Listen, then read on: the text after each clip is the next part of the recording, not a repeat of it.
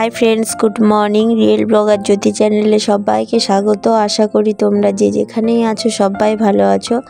তো আবারও চলে এলাম তোমাদের সামনে একটা নতুন ব্লগ নিয়ে। তো এখন ঘড়িতে সকাল 8:30 বাজে, আর আমি সকালবেলা মুখ হাত পা ধুয়ে সকালের খাবার খেয়েও নিয়েছি। দিয়ে এখন আমি বিছানাটা গুছিয়ে নিচ্ছি। আর ওই ঘরে বিছানাটা গোছানো হয়ে গেছে। সাধারণত আমি ওই ঘরে ভিডিওটা শ্যুট করিনি। আর ওই ঘরে যেহেতু বাবা মা সকাল সকাল সবাই উঠে পড়ে, তো মা বিছানাটা গুছিয়ে ফেলেছে। আর এইদিকে আমরা মা একটু দেরিতে উঠেছি, ফলে এই বিছানাটা গোছাতে দেরি হয়। তো চলো বিছানাটাকে এখন গুছিয়ে নিচ্ছি।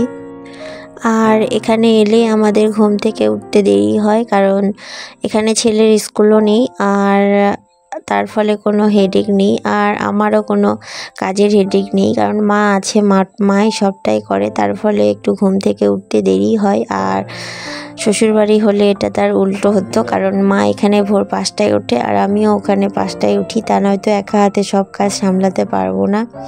তো সে কারণেই আমাকে ওখানে এর উল্টোটা হয় ওখানে। তো যাই হোক, মাও আমাকে এখানে এলে ডাকে না, কারণ মাও ভাবে যে মেয়ে ঘুমোচ্ছে, ঘুমোক। তো সে কারণে একটু উঠতেই দেরি হয়। তো উঠে এখন খাওয়া দাওয়া সেরে নিয়েছি। সকালের খাবার একটু সকালেই আমরা খাই, তো খেয়ে নিয়েছি। আর তারপরে এই কাজকর্মগুলো করছি। আর এখানে এসে সকাল সকাল স্নানও করি না একবারে।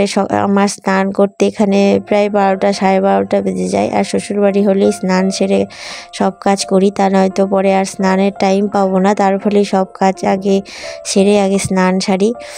তো তোমাদের সাথে কথা বলতে বলতে দেখো আমার বিছানাটার বেড কভারটা পেতে ফেলেছি, আর বালিশগুলোকে এখন ঠিকঠাক করে নেবো। আর আমি প্রতিদিন বেড কভারটাকে তুলে একবারে ভালো করে আমি ঝাড়ি, ওপর থেকে আমি ঝেড়ে নিই না। এটা আমার আগাগোড়া থেকেই আমি এইসবগুলো করি। আর আমার একটু বিছানা গোছানো, ঘর গোছানো একটু টাইম লাগে। সব টিপটাপ করে একদম সব কিছু যেন পরিপাটি থাকে, এইভাবেই গোছাই। তো একটু টাইম লাগেই আমার বেশি। তো যদিও বা এই ভিডিওটা করেছি তোমাদেরকে একটু স্পিডই করে দেখিয়েছি। তো দেখো আমার খাটের বিছানাটা গুছিয়ে কমপ্লিট হয়ে গেছে। দিয়ে এখন মশারিগুলো একটা ব্যাগের মধ্যে ভরে দিচ্ছি, যেটা আমি প্রতিদিনই করি।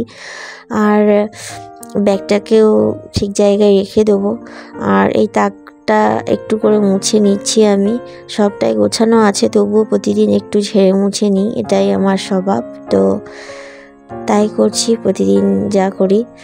আর এখানে এলে আমার অন্য কিছু কাজ থাকে না। তো যেহেতু অন্য কিছু কাজ থাকে না, তার ফলে অনেক কিছুই মনে পড়ে এটা ওটা করতে। বলে না, যখন কোনো কাজ থাকে না তখনই মানুষের অনেক কিছু মনে হয়, অনেক কিছু চিন্তা ভাবনাও হয়, মনের মধ্যেও আসে।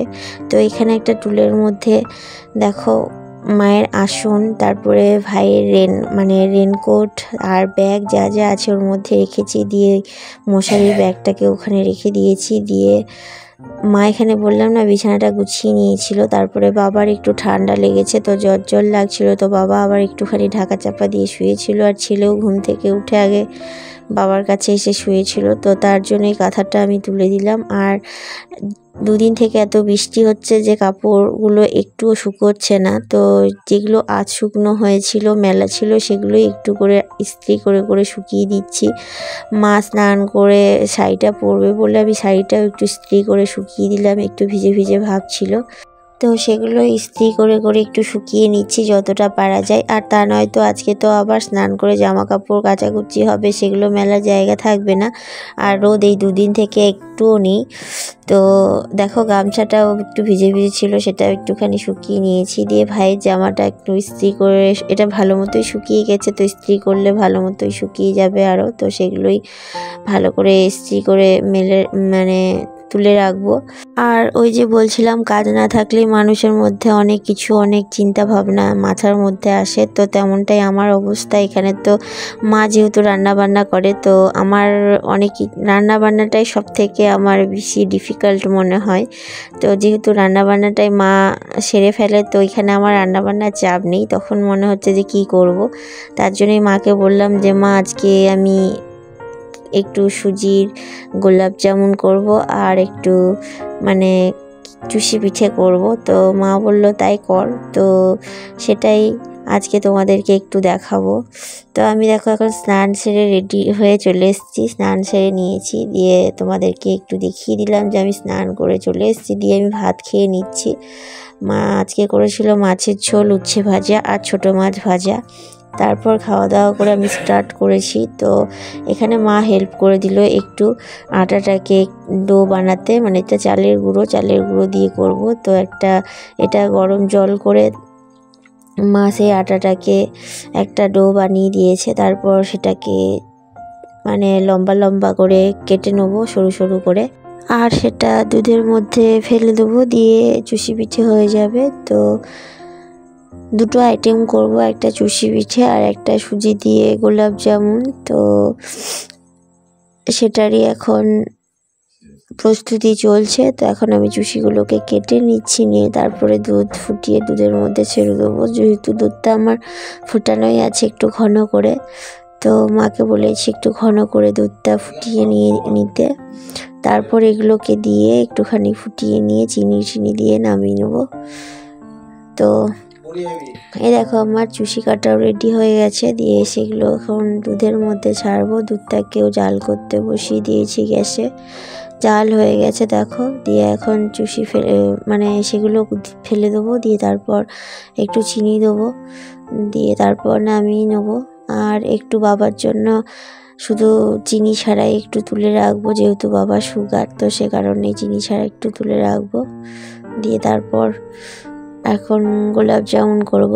তো জানি না ভিডিওটা তোমাদের কেমন লাগবে, যদি ভালো লেগে থাকে প্লিজ লাইক শেয়ার সাবস্ক্রাইব করো, আর ভালোবেসে আমার পাশে থেকো।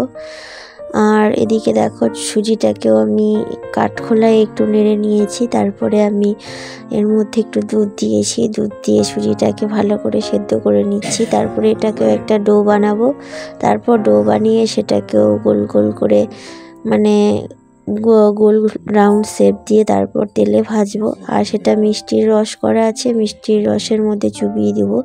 তোমাদেরকে পুরোটা ডিটেলস দেখাইনি, দেখালে অনেকটাই ভিডিওটা বড় হয়ে যাবে, আর আমি খুব একটা বড় করতে চাইছি না, তার ফলে একটু ছোট ছোট করে দেওয়ার ভিডিও চেষ্টা করছি।